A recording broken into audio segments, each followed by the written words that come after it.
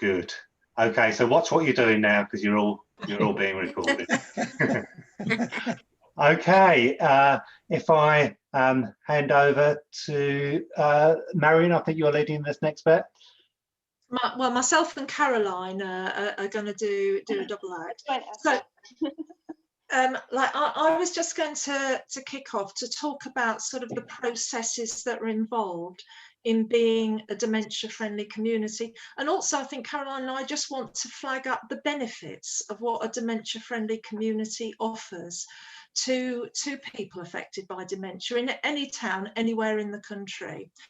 I'll talk about what's called the Dementia Action Alliance, which several of us have already spoken about this morning. And in towns, pretty much everywhere across the country now, there are Dementia Action Alliances that are meeting. Obviously, they were meeting face to face and at one time, but now it's virtual. And actually, it's quite good. It's a really good meeting to have virtual, because people coming from all sorts of directions and with an interest in dementia. So it's often the key stakeholders within any community who really want to make a difference to the lives of people with dementia that come together and form a DAA. It's not onerous. It's actually quite good fun, and we meet together, and many of us have spoken with people with dementia. We've seen what the problems that they face are, often very practical problems. For example, I'll just give one out that's out of area. I met with the group of people up in Colchester, and they, the massive problem they had was public transport. A group of them were all women. They'd had to give up driving. They'd had the test post-diagnosis, and they had to give up driving as a result. And actually, we walked down together to see how confusing the local bus station was. And I haven't got dementia, and I couldn't work out how you find out where the bus stops are.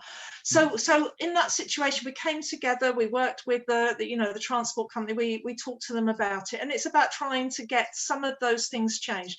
And none of these things only impact people with dementia. They actually help all of the rest of the community as well. So it's people coming together to try and make a difference. We would prioritise actions that we would like to do, because that gives us a focus, and we are helped by Alzheimer's Society to be able to put those actions into process. Like, for example, today's meeting would be part of one of those actions, where we were saying, it's so important for people to still remain in contact with their faith and their church. And we know what a burden there has been on all of you who are faith leaders in the last 12 months. And it's really to say, how can we help you, but also help the people in your community that are experiencing dementia. So the DAA is a group of people coming together and just trying to make a difference, trying to make it happen. And also part of it is two organisations that have become involved, interested and committed to being dementia friendly. We give them the opportunity to have what's a recognised, a recognised sticker in it could be their church, their shop, their GP practice, wherever, that says they're working towards being dementia friendly. And I guess as a DAA, what we would like to see is a high street full of those stickers, where anybody with dementia can go into any shop and know they're going to be supported and understood. So it's about welcoming anybody that we can to the DAA. So I'll pass over to Caroline now to talk about the other bits that are part of that jigsaw. So I was just going to say briefly, what does it mean to be a dementia-friendly community? So it can be something as very little as a small village, a town, an area, a hospital. Certainly for Prince Alexander Hospital, we got dementia-friendly status. And that was really crucial for me. I think that's hence why I'm in post as well, 2018, so just 3 years now. Often if there are things I need, things I want to introduce, I would always refer to, or the DAA recommends this, or the national directive is this. So it gives you that opportunity to ensure people with dementia are supported, understood and respected within the community they live in, and empowering them to live well as long as they can do within that area they live. How we do that, part of the work of the DAA, we offer a Dementia Friends session. Now, Dementia Friends sessions were being delivered face-to-face, obviously before lockdown. Currently, they are available online. Obviously, hopefully, ideally, when we get back to some normality in life, we will deliver face-to-face again. But they're very fun, interactive sessions where you get to learn a little bit about dementia. You know, we're none of us are experts. Some of us are expert by experience. Some of us are obviously have dedicated our careers to doing this. But you will learn a little bit about dementia within that session. You will learn, there'll be 5 key messages. First of all, one of the things you'll learn is about the signs and symptoms of dementia. And of course, that can be different for everybody. When we talk about someone with dementia, we would say, when you've met one person with dementia, you've met one person with dementia, because everybody will be very different. How they experience, you know, their symptoms, their progression will be very, very different. You will know how, you learn how dementia affects people, how it affects behaviour particularly that's one of the issues we come across in hospital, taking people out of their own environment into an acute hospital setting. You'll learn a little bit about how to communicate with people with dementia, and also what a dementia-friendly community is. Those sessions are really fun and interactive. As I say, 45 to 60 minutes long, and I know Rosalva, who's part of the DAA, particularly is really keen to deliver those online, and we could reduce those down to 30 minutes and offer them out to anybody when, you know, if you just get in contact with us. So I think that's what we need to say for, that's fine, I think. Finish there. Yeah, I'll hand back over to Ron. Thank you. Okay, I think, Lee, we're coming over to you now to just share something about your experience. Yes, and can I start by apologising that as soon as I finish, I'm going to have to dash off because I'm sort of between another meeting, so apologies for that. No problem. I have put my email in the chat box if anybody has any questions, and Joe, I think, my friend and colleague, I think you're hanging on a bit longer, aren't you? So if there are questions, Joe will happily field those. And I'm really delighted Joe's here, because it was her, the spirit working through Joe that's got us to where we are. I think in common with a lot of Church of England clergy over 17 years of doing this job, I had encountered people affected by dementia. I had taken services in care homes. I don't think I had ever, I know I hadn't ever stepped back and said, actually, to what extent am I offering something that takes seriously where they are starting from in the way that I might in other groups? And Joe, it was, I think, maybe 2 years ago, I think, who attended some training offered by the Diocese of Chelmsford, and has then taken us all on a really reflective journey in terms of our ministry to the care homes with which we have contact, and said, actually, can we keep the basic shape of a Church of England service, but adjust it in quite profound ways so that it really does resonate and connect with the lives of those who we meet there. And you know, I think one of our many frustrations has been that that was really going beautifully, and then COVID has clearly stopped that. But that was the beginning of our journey as a team. And then the question came, well, is that sufficient? Should there be more that we could be doing? Because quite frankly, dementia has been a pandemic a lot longer than COVID has. And we are only now beginning to kind of recognise the impact of that. And then we met with Marion and the Alzheimer's Society and produced a dementia action plan. And I think in essence, what that is for us as a church, it kind of comes down to 3 different areas. One is about adjusting our current practice in terms of our engagement with people affected by dementia in terms of worship, and Joe has been leading in that area. It's also been about asking the question, well, what else can we do to enable to support and come alongside all those affected by dementia, whether they have the condition or not? And we started a virtual coffee morning during this pandemic, which again has shifted from being principally attended by those with the condition, and is now, just by the way things evolve, a really safe and space for those who are caring for people. Now that's quite wonderful, and that's lovely. So, you know, so it has opened new doors, and part of our dementia action plan, which I'm very happy to share for those who wish it, has been about saying, well, what else might we be able to offer within our community? So questioning existing practice, developing new areas for mission and ministry, and out of that, becoming part of wider alliances and seeing what God is doing outside the church as well as within the church. through our work with the Dementia Action Alliance that we're part of, we were able to put on a dementia carol service for those affected by dementia over Zoom with all sorts of groups far wider than the town of Epping. And we're also working with our schools to develop an intergenerational learning opportunity linking schools to care homes, and that's really exciting bit of work, and there'll be more to come. And I think the final thing, and in some ways this goes further, if we're serious about being faith communities that want to be open and welcoming and acknowledging the human dignity of those affected by dementia, is to basically introduce that additional question into every decision we make. How will this affect those affected by dementia? So, you know, it's not just about changing the services when we go out to people. It's not simply about doing good stuff out there. It is about looking at everything we do. So, for example, the things we've learned are people affected by dementia are more easily able to read things if it's black on yellow. So what does that tell us about the material and literature we produce? We are told that if you've got a toilet facility that is all one colour, that is incredibly challenging for those affected by dementia. Until you know that, you don't think, and yet how quickly could most of us paint the back to our church toilets a different colour if we were minded to do so. So it's really those three levels that I think we've been led on a journey under God, a journey that Joe's been really key in helping us on. We've been really, really grateful for the support of those like Marion and the Alzheimer's Society who know how they really can help you to get more deeply with this world. And we've made that commitment to be a dementia friendly church, changing our patterns of worship where we are primarily asking questions about the way we conduct worship, looking for new opportunities and having that additional question into every aspect of church life.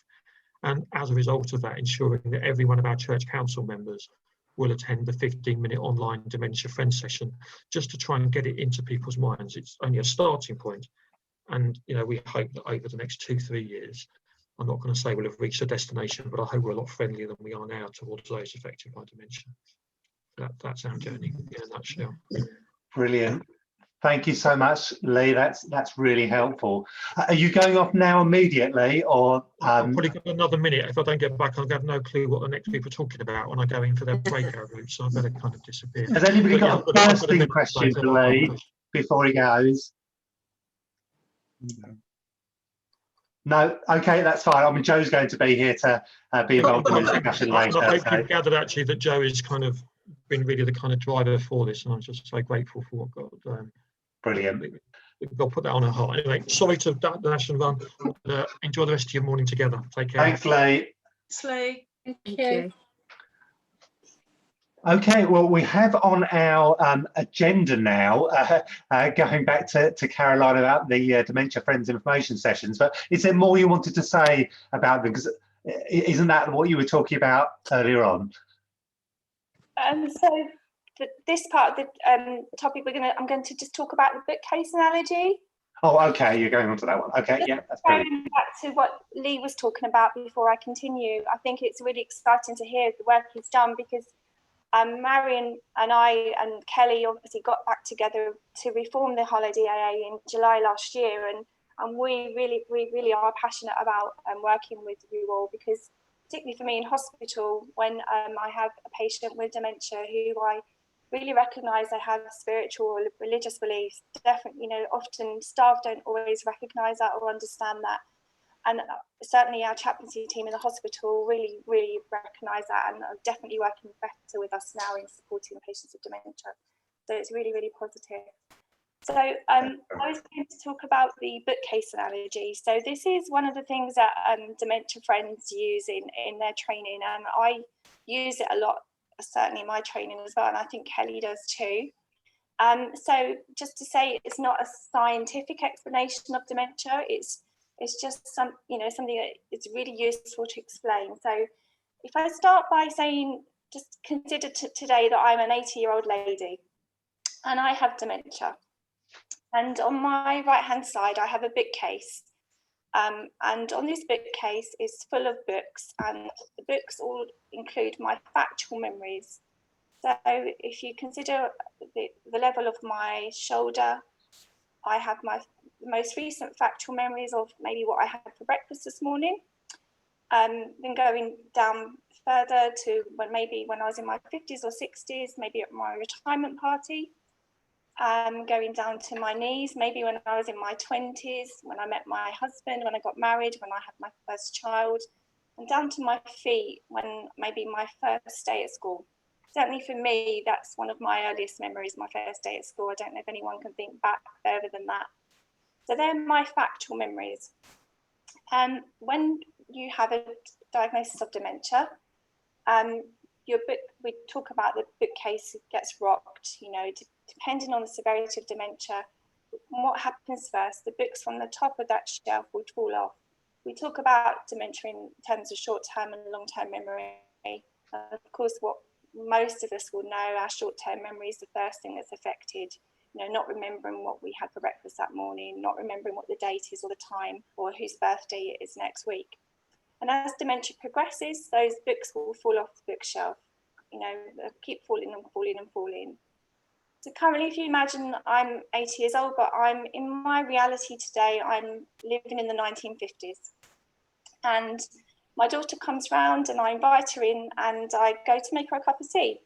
My daughter will see my kitchen as it has always looked, with all the latest technology, you know, my latest fridge, my electric kettle. But I'll go to get the electric kettle and put it on the hob to boil it like a whistling kettle. Of course, my daughter's probably going to get alarmed by that. She's probably going to shout at me. She's going to say, I'm not safe to make tea anymore, and potentially take that kettle away. But how will that make me feel? Potentially that's going to make me feel, what have I done wrong? You know, I'm now isolated. I can no longer have my independence. I can no longer make my own tea. Why can't I make my own tea? Because this is a kettle that I know goes on the hob.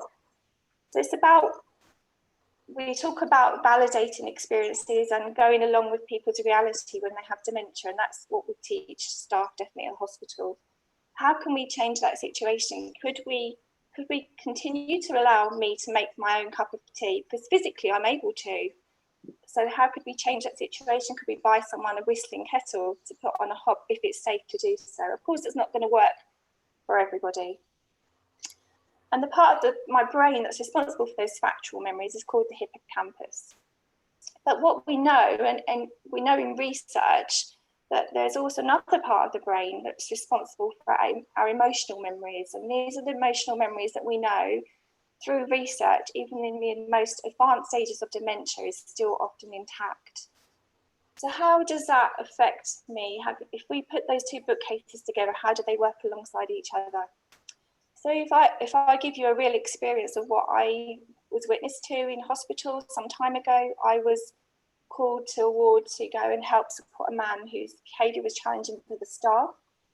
When I got there, he was kicking the door, he was trying to leave, security had been called. Backtracked to find out what had happened. His daughter had been on the ward 10 minutes previously. She'd had quite a heated discussion with the doctors because she was unhappy with what was happening on the ward. He was witness to all of that discussion. He got upset, his daughter left, didn't even say goodbye. And he was left feeling, what have I done wrong? You know, why is my daughter upset? Who's upset my daughter? And, you know, that emotional response was left with him. And in another way to explain things, I often speak to relatives and you know, a lady walked into a room to visit her mum one day, and the first thing the mum said to her was, where have you been? You know, haven't been to visit me all week, and, you know, you don't care about me anymore. And I remember her daughter saying to me, well, there's no point in me coming tomorrow because she doesn't remember that I came yesterday, so there's no point. But what that patient will remember when that daughter leaves is how she was left feeling. You know, if the daughter had crosswords back with her, you know, she may feel sad, she may feel frustrated, she may feel isolated, she may feel lost. And the reason people have those strong emotions still is part of the brain called the amygdala, which is responsible for our emotional memories. If we think about it in the context of a positive memory and how it's so important how you make people feel. Imagine today we're out of lockdown, it's a sunny day, we go to Southend for the day. I'm the daughter now of the mum that's 80 years old. I take her to Southend for the day. We have a wonderful day, the sun's shining, fish and chips, lovely day. And we get home. And I see the happiness in my mum's face. I'll go to visit her tomorrow. She may have forgot that we've been to Southend the day before, but I remember that positive expression on her face. I remember that happiness that I saw. So if we take anything away from learning about dementia and Dementia Friends, it is what a positive approach to anyone with dementia, whatever stage you're at with dementia, can make a difference to them, because how you make that person feel will stay with them when you've left that room, you know, and follow into the next day, because those emotional memories are often still intact. Wonderful. Thank you, Caroline. That was put so clearly. Yeah, I found it very helpful. I'm just thinking if others are okay. We're meant to be going on now to sort of the open discussion, but I just wonder whether, just before we do that, whether anybody's just got some sort of general questions about dementia that you might want to ask. If we maybe just spend a few minutes on that, I just feel it could be quite helpful. So does anybody have any sort of questions? We've got people here with, you know, experience of working with those dementia and things. If any of you've got any questions, that'd be great. Am I right in thinking that not all senile dementia is actually Alzheimer's? Yes, you're right. There's probably, at the moment, as far as we're aware, nearly 200 types of dementia. Yeah. The youngest child, I don't know if you're aware, diagnosed with dementia was actually 2 years old, which is a genetic form of dementia. Very, very rare, of course. But Alzheimer's is like, dementia is an umbrella term for many types of dementia, Alzheimer's being the most common. Okay. Can you tell me what delirium is, Caroline? Yes, so delirium is something, people with dementia are affected dramatically by delirium, of course, but any one of us could get delirium tomorrow, today. Delirium is something that happens very suddenly. It's an acute confusional state, we call it. So you can get delirium, say, if you've had an anaesthetic. So you've spent, all of our patients that with COVID that have been in ITU for a long period will be experiencing delirium. I saw patients with COVID at end of life with delirium. So it's something that happens very, very suddenly, can be caused by many, many things. Something simple for someone with dementia, such as a change of environment, can cause delirium. Having a water infection, change of medication, change anaesthetic, all sorts of different things can affect delirium. But particularly in dementia, having a delirium on top of dementia has such a significant impact. And there's also research now to say if someone has a prolonged period of delirium and they have some frailty and cognitive impairment, there is a risk of them developing dementia as well. Yeah. Thank you. But it's treatable and it's avoidable if it's caught very early. You know, when we say treatable, obviously reducing the risk of patients being moved from ward to ward, doesn't always happen. Making sure people don't get dehydrated, malnourished, making sure they're having the right medications on time, making sure they're not in pain, making sure they're simple things like having their glasses and hearing aids as well. So, thank you. Are there any, maybe just one other question anybody may have? No? Okay. I'm sure if there's time later and another question pops up, or even at the end of the session, you can always email through things, and I'm sure we could get some answers. So we're sort of moving on to a section now where we've got sort of more of an open discussion in terms of where we move forward. If I just mention sort of where Hartford Harlow is with things at the moment, and then we can sort of have that as a context in the background. So as I said, we're only really here to sort of try and sort of facilitate that connection between the Dementia National Alliance and the churches across the town.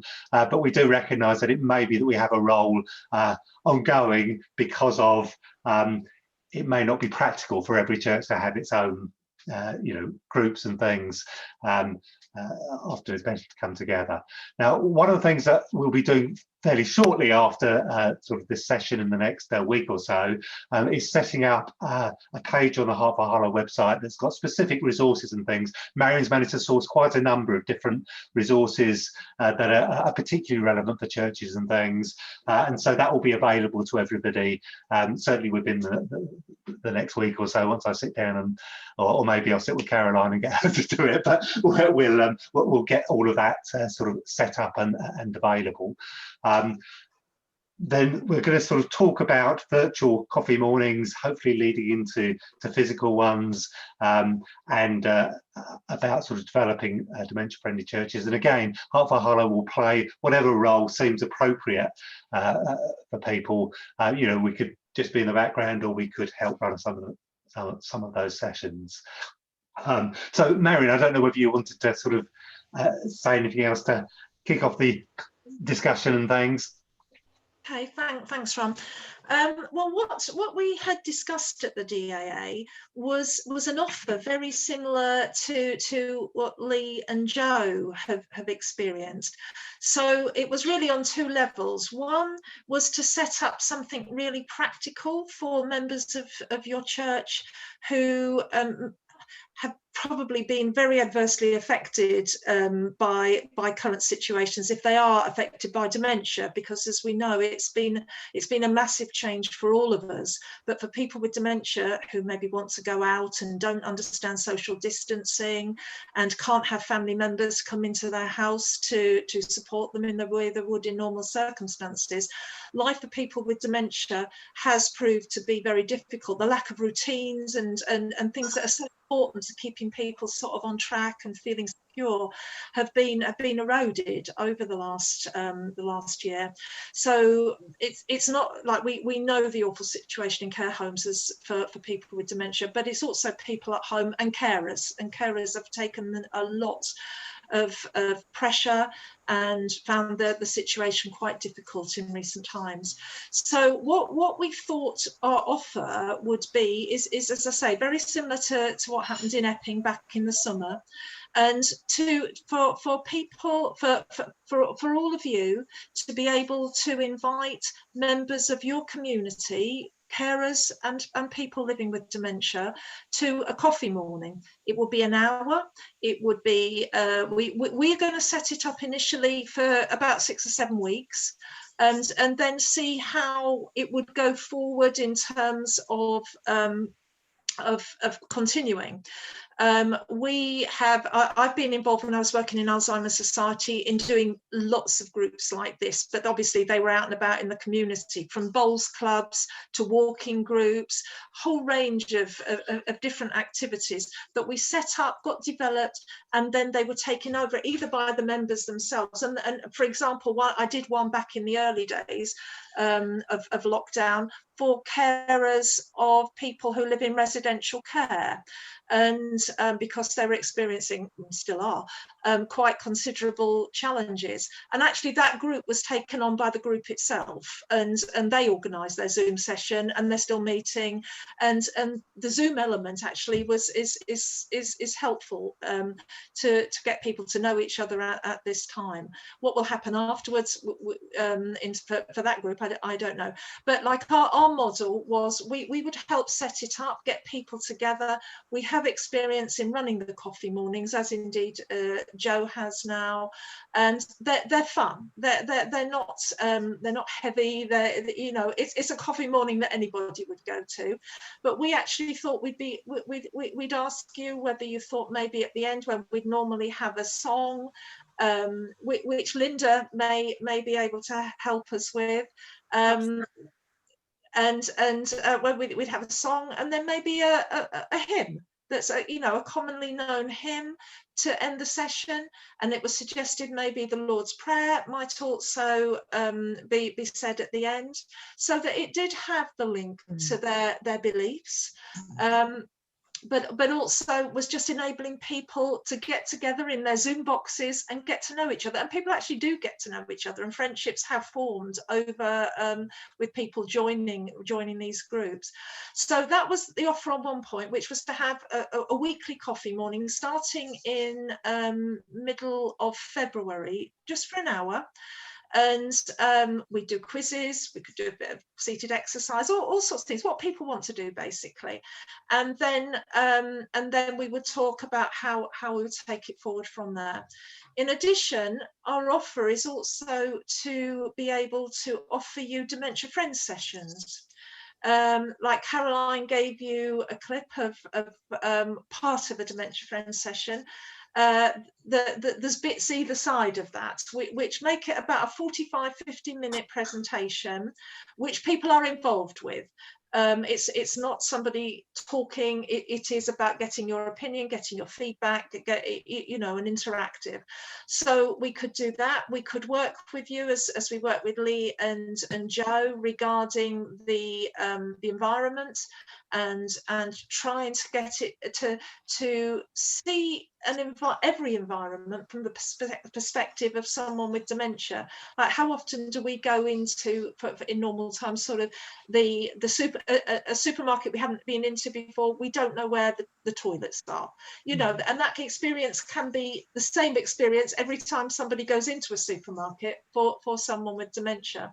So it's about making things clear, enabling people to be independent, to be not have to ask, and if they do need some additional support, it's about somebody recognizing that someone might need that little bit of additional support and be able to just support and help them very gently through to enable them to carry on, not having to stop going to the shops, but to enable them to feel, yes, I can do this, I can still do that. So our offer this morning, and it's great that you've all joined the meeting, is on two levels. It's about the coffee morning that we would love to set up with you for all people affected by dementia in individual churches to come together and also to support the Dementia Friends sessions, and anything we can do to do it, just as Lee said. I think he summed it up absolutely so well in terms of, we're going to make this change, but how will that affect people with dementia? So I think that's the offer, and it would be great to hear. If I've missed anything, Caroline, Kelly, do tell me, and we can see what your response to that is, or if you've got any questions that we haven't thought about. We've also had confirmation from Rob Cadman, although he can't do it as Golden Oldies, excuse me, he will do it as a volunteer himself if we want him to do some singing with us. Okay, brilliant. Great. If anybody's sort of got any questions, comments, ideas, thoughts, please feel free to share them. Can I just say just a few things there that Marion mentioned about people without dementia, being aware of those with dementia. I know that in the supermarkets they sell them little badges, don't they? They're like little forget-me-not badges, and there are some badges that some people wear that have dementia that just sort of alerts people that they have. Not to be going around with a massive big sign saying I've got dementia, but at the same time, I've always thought them badges were quite good because they're fairly discreet. And I think if you are being served at the counter and you are a little bit confused, those who have savvy knowing what them badges are about, it does help a little bit. Secondly, I just want to echo what Caroline said a little while back about when people with dementia can forget yesterday or 10 minutes earlier, etc., etc. Yes, the massive, big, important thing is the we don't forget how to feel emotion. We don't forget that, and without going too deeply or getting emotional, yes, I think one of the massive things is anyone who is confused or feeling vulnerable, the most thing that they need is just to be reassured, to be calmed, to be, you know, emotion is massive, it's tantamount, you know, it doesn't matter if you've forgotten that you've just eaten scrambled eggs, you know, it's the emotional side is massive, you know, it's about being there for that person, being calm, etc. Sorry, I've got so much I sort of want to say, but keeping it short. But just to go on to say that, like I said at the start, I am very recently retired, so I have plenty of time. I don't know if, as and when, how I can go into this journey, what impact it will have on me personally. And I know that sounds a bit selfish, but it's, you know, with the emotion side. But I, off the top of my head, I do think that I could probably put some time in with an idea or two, or I could paint the back of a wall in the toilet in a church. You know, what I'm saying is, right here and right now, and with a bit of recent thought, I think I'm happy to voluntarily try and go forward with this and put something in. So I'm on board for now. I feel I'm going to be on board, so it's very good. So I babbled a bit there, but there we are. Thank you. Thank you, Paula. That's so encouraging to hear that, and I'm sure there'll be all sorts of ways that you can be involved. But that's wonderful. Thank you, Paula. Thank you. Does anybody else have any sort of thoughts about the offer? Thoughts about different ways in which we could move things forward? I'd love all the help I can get. Just before lockdown, we here at Latin I'd been talking to some carers of those with dementia and said, what can we do? How can we help? And we had thought about a coffee type thing, ending with him and that, because having been at one of the care homes, they just love it. They love it when we sing whatever it is, and they all know the Lord's Prayer, and when everybody else has forgotten, they haven't. And we have wonderful sessions. So we said, let's do it. But then COVID came, and I guess, like a lot of people, things are on hold. Problem I have is that in our congregation, those who are needing the help don't have access to Zoom. That's what I'm discovering. Sure. Somebody recently, it's only just this week, I've had something from, it's called Alcove.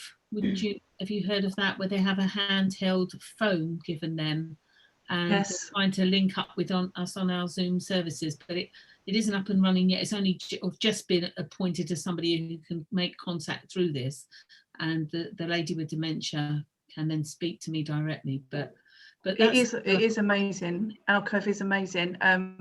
They have got a waiting list for referrals for the devices at the moment. Sadly, I think everybody should have access to them. They are trying to purchase some more, so please keep Alcove on your radar. The way it works is that they can be preset with contacts already in. It's very easy to use. It comes with its own data, so you don't have to have internet at home or anything, and you can do group sessions on it as well as individual calls. It is really, really great.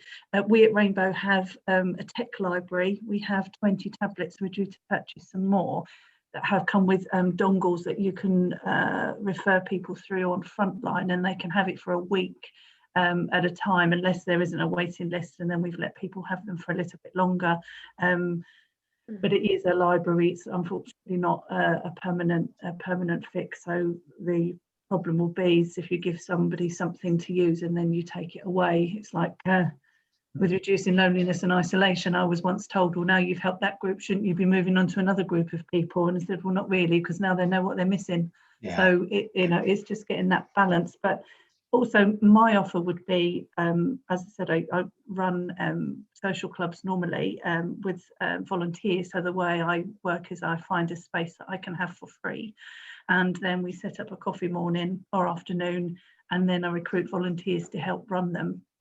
Sometimes a natural leader emerges, like Marion was saying, from the groups.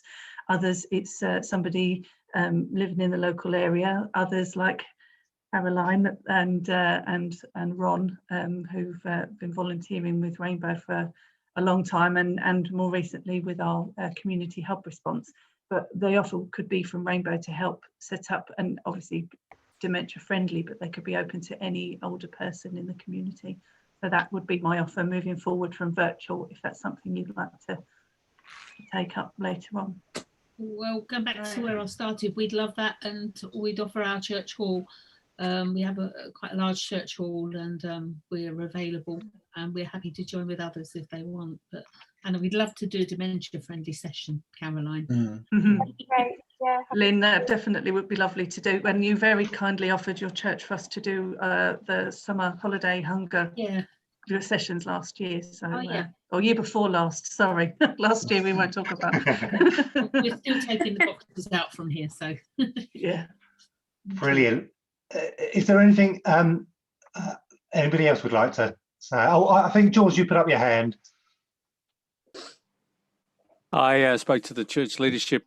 I mean, I don't know how sort of crass or don't want it just sounded. I just said, look, I wasn't aware, and I felt bad that were there people with dementia, in our sort of circles, and we sort of did a dementia audit, to put it sort of crassly, and we couldn't think of folk directly, but the congregation very much wanted to be, shall we say, dementia friendly or dementia sensitive. And so we would be very much looking for like those little tips, black on yellow. I hadn't realised that our poor budgeting meant that we were dementia friendly in the toilets already. So that's great. Sort of scenario, but that would be particularly the sort of help. And once, of course, COVID is lifted, we also have a hall, and if it can, be used, that was fine. So we're at that level. So please keep us in a loop, and and we would like to learn and just do what we can. Brilliant. One of the things, George, is that some of these resources that Marion's managed to sort of source, which we'll put links to on our website, go through some of that stuff, which might be useful to sort of look at before, if you like, we can physically have people around to our buildings to, help us with some of the stuff sort of on site. I'll make sure that's available. Okay. Thank you. Ron, we could send out some of the dementia-friendly signage, that I sent over yesterday to people. It was something we created when I was at Alzheimer's Society. We were running a Singing for the Brain concert at Chelmsford Cathedral, and that's quite a confusing building. And so we designed the signage then. And it has been useful, and it is just a case of printing it off, and we laminated it to just to reserve it, but it's just a case of printing off and sticking up. And it's really interesting doing a journey of somewhere that's so familiar to ourselves from the perspective of how confusing could this be. And actually we had a fair amount of signage up, welcome and this way and that way. So we can send that out to you if you wanted to make a start with that. It's a simple start, but it's something that really helps. Yeah, absolutely. And again, we'll do links to that from the website and send out the links to everyone. How would, sorry, John, do you want to say that? Yeah, just to say that we certainly here at the Assumption would welcome the sessions on the dementia friendly. Just to put it in context, when I came here, you may know that Catholic priests never retire. We just simply fade away, and like old soldiers. And bless him, my predecessor, Michael Butler, was 85, and he had Alzheimer's. And that was a very steep learning curve when I said, yes, it's okay. If he needs to stay in the house, let him stay in the house, find me somewhere else, and we will look after him. And it was a steep learning curve, but there was... I gave out and I said, is there anyone who can help us in the congregation? And we ended up with a rota of 20 people. Wow. 20 people. They were going in and talking to him. They were doing his shopping. They were doing his ironing, his cleaning. I mean, he was living like the life of Riley, bless him. It was that. And then, of course, when COVID came along, we were very worried because he had started wandering, and you know, what are we going to do? And the bishop came to see him, and he agreed to go into a residential care home. And we took him on the 22nd of March, and the 23rd of March, of course, was the lockdown. Wow. And he's very happy. He's very, you know, he's at home there. But after that, it left a bit of a void. You know, well, what do we do now? Who do we look after now? We've learned so much. We could learn some more. But can we actually, you know, there's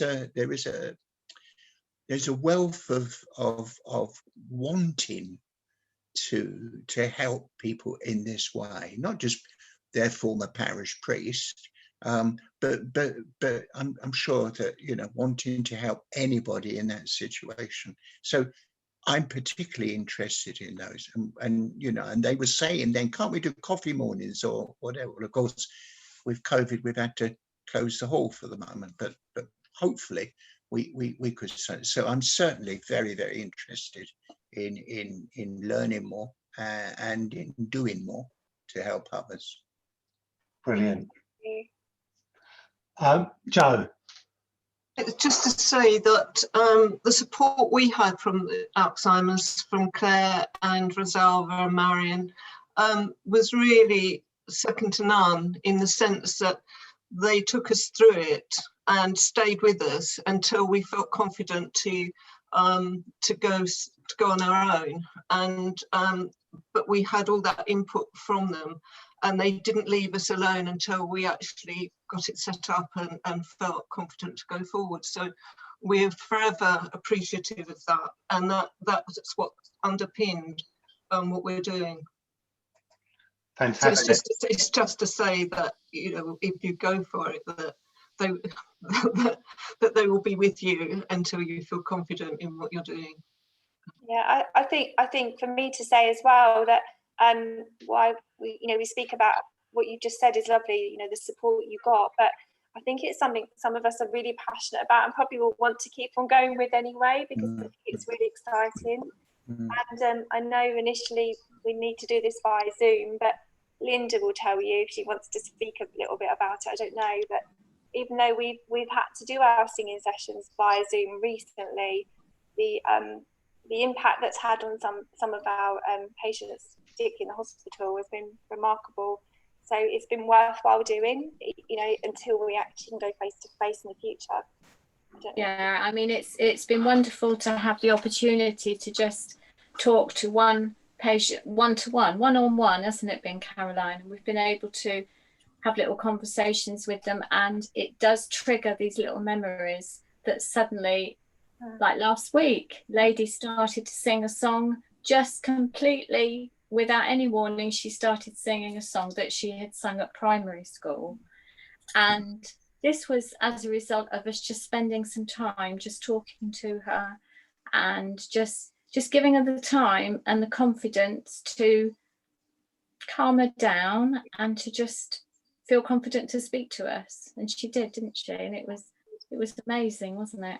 Yeah. And of course, I'm happy to offer my music. I express myself through music best of all. Chair exercises in song.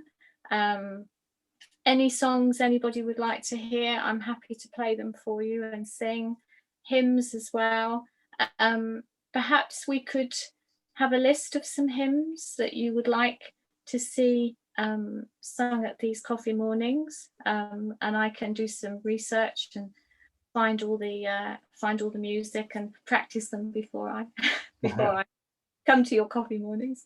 But anything else that anyone would like me to do musically, please let me know, because I'm happy to research anything that you think would be useful or pleasurable for the dementia patient that suffers. Thank you, Linda. That's Thank right. you, Linda. You're very welcome. Very welcome. Now we're drawing towards the end of the time that we've allotted, and I just want to sort of get some clarity in terms of whether people are happy with the sort of approach that we've outlined. So at the moment, what we're talking about is having initially one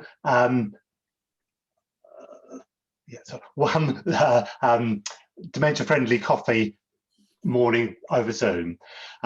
If we got quite a large number of people on that, we could split it into two or whatever. We could work out that later. But initially doing one that you could invite anybody from your churches who have dementia themselves or carers to sort of key into that, and that there'll be 6 of those weekly from the middle of February up until the end of March, and very much sort of supported.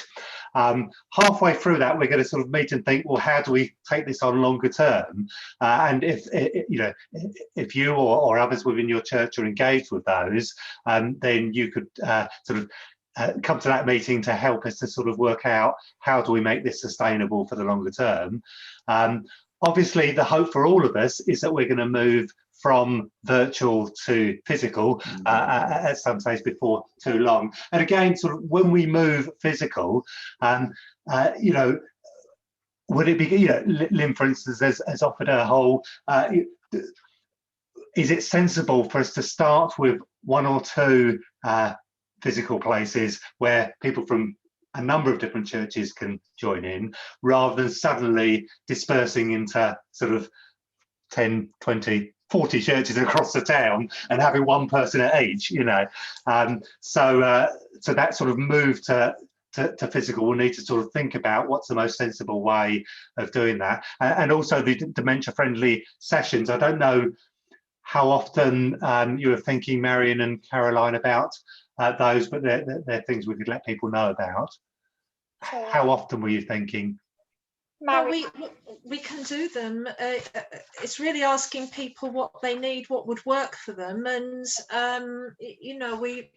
there are several of us that are Dementia Friends champions, so we can share it amongst us. We're here to help you, I think, is the message we want to give. Brilliant. So can we just have a sort of response from people as to whether you feel that's a good way forward and it's something that would be helpful to you as you're in your churches, or whether you have any other thoughts or approaches? That's fine for us. I'd like to see the get involved in the training and put some people into that as well. We had an over 60s coffee club running up until lockdown, and my thoughts are that needs to be more thoughtful about. We've had 1 or 2 people there with different kinds of dementia, but it needs to be more thoughtful about them and actually how to actually put more of a package in that it meets more needs. Yeah. So. Yeah. Thanks, David. I'm going to have to go. Sorry. Okay. Thank you very much. Alison, thank you for joining us. Yeah, and it's good to hear more, about carers being included. And Alison, I'm assuming you or Jane will maybe take part as well, so you'll be there as a support network for carers as well. Yes, certainly. Yes, certainly. That's what we're here for. We run groups already. I might be able to recommend some groups from the community team.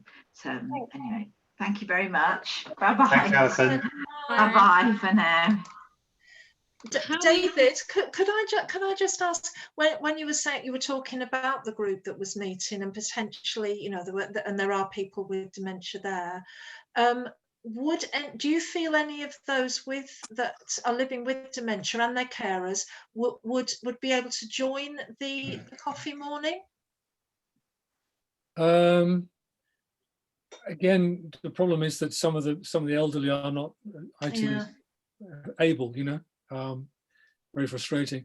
The person with the worst level of dementia is actually no longer living in Harlow at this point in time. A son has taken her to his home in North London because you couldn't stop her going out the house and going around. So it's really adapting that morning to kind of serve more of the community. They were doing board games and things which were familiar to them. They could talk about old days and all of those kind of things. And so that was helpful for a wide range of over 60s. The joke was, when I turned 60, I could have started going, but no. But I think, you know, it could be more of a kind of let's use the kind of Christian label, outreach point, to gather people in who need some help and support, you know. Yeah. What was that linked at all with Kelly's groups, David, or was it something separate? Is what, sorry? Was it linked at all with Kelly's groups? No. It was just for the people in our church and their friends, and in fact, in the end, there were more friends than our people in our church who came. But brilliant. I mean, it might be worth you know, chatting with Kelly in terms of whether it could sort of partly include the stuff that Kelly does. I need to talk to people who run it. I can't make their decision for them. Yeah. Happy to have a conversation with them, David. I'm happy to have a conversation with them if you want to put us in touch. I believe you've got my email address. Okay. Thank you. Is there anybody else who'd like to sort of say anything about the approach as we move forward? I think one of the things that obviously is coming out of this is that at some stage or another, then people would appreciate sort of specific support in their own individual context, and I think we'll definitely make arrangements to ensure that can happen. And you know, basically, you can say, you know, yes, we would like that in our church, and over a period, I'm sure that could happen. So we can't get around everybody in the same week, but over a period, I'm certain that could happen. Is there anything else anybody would like to say about our approach from here? Yeah, I was going to ask, how do we go about that then? Setting up these meetings for Dementia Friendly Church. I mean, is there going to be your contact details somewhere?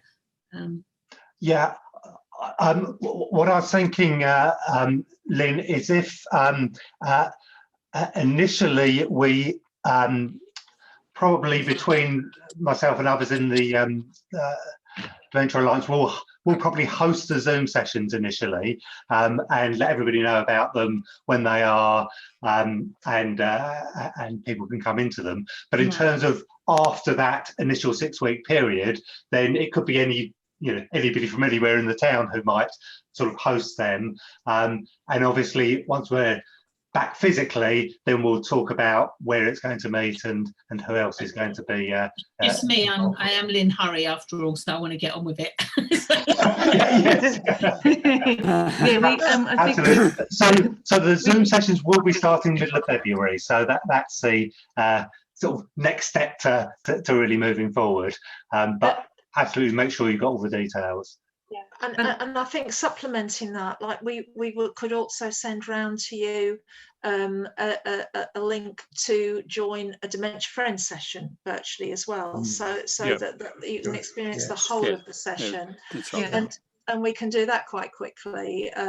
We could arrange that with Rosalva, could we? Could get Rosalva to do that for us, so we could share the details of that. And then I think we talked about 3 weeks in on the virtual coffee mornings, we were going to assess to see how it was going and what people were thinking and how we could change it for the next 3 weeks. And then after the 6 weeks is okay, that what's the what next look like. Hopefully we'll have a little bit more information in 6 weeks time as to what the world is starting to look like, and go from there. But any questions, I think Ron can circulate our contact details. Anybody that wants to become a member of the Dementia Action Alliance is more than welcome. Our next meeting is on the 17th of February at 1 till 3, and we can share the details of that also, because that's our planning as to, because the Dementia Action Alliance has been going for a while. People's capacity changed, people moved on from roles, and we did a lot of work. There are organisations that became dementia friendly, but we reached a point that we weren't able to do much more work. So Caroline kindly stepped up as chair, and I agreed to support her with Marion's support and Rosalva, who's not here today but works for the Alzheimer's Society, to inject new life into it. So we're newly formed, and we're looking at, okay, so what does the DAA want to do? So it's an ideal time for you to join us if you would like to. Brilliant. Thank you. Just so I understand, coffee mornings are for those with dementia and their carers predominantly. So 6 weeks, you'll assess at 3 for future, and running like a parallel railway track, there will be a separate sort of contact for dementia awareness, dementia friendly for buildings. That's a separate thing, and somebody will contact us about whatever those sessions are. And effectively, we are advertising this to our churches, letting people know, and we just go from there. Yep. And at the sessions, like we can do Dementia Friends session, but we can also allow some time afterwards for you to bring your own individual questions to it. And because I think you know we all learn from each other as well. You know what things to think about. Sure. So we can allow in the programme some time for dementia specific questions that you may have. Okay. Thank you. So what we'll do after this session is send out all of the stuff that we've been talking about, all of the links, and make sure you have all that information. Basically, if you've got any questions or other thoughts or ideas or whatever else, then send them back to us because they can then be considered at the next Dementia Action Alliance meeting on the 17th. Kelly was talking about. And also, if you want to be involved in that, then again, just reply and say, yes, I'd love to, and then we can add you onto the invite list for that meeting on the 17th. Yeah. Cool. Okay. Thank you, everybody. Really appreciate you. Sorry, it's gone a little bit over time, but I think it's been very useful time that we've spent together. So appreciate you all coming and the support of Caroline and Marion and everybody else who's contributed to this morning. God bless you all. Enjoy the rest of your week. Oh, Thank you. Nearly the weekend now, isn't it? Yeah. Yes. Thank you. Okay. Bye, Bye, everyone. everyone. Bye bye. Take care. God bless. Take care. Bye bye. Bye bye.